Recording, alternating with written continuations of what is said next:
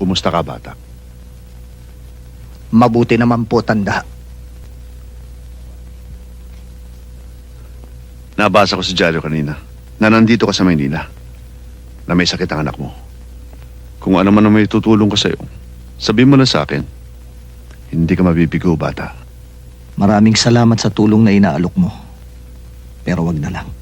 Bata, hanggang ngayon pa naman panyo pa rin ang kwintas mo?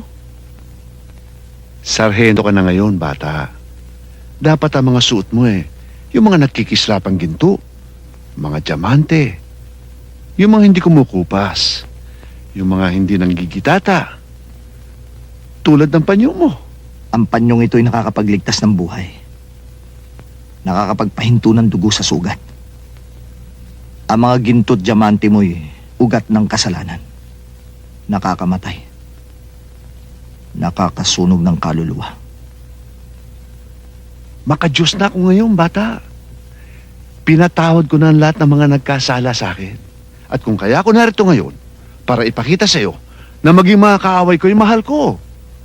Walang pinakadakilang pag-ibig sa balat ng lupa, kundi ang mahalin mo ang iyong kaaway. I'm sorry.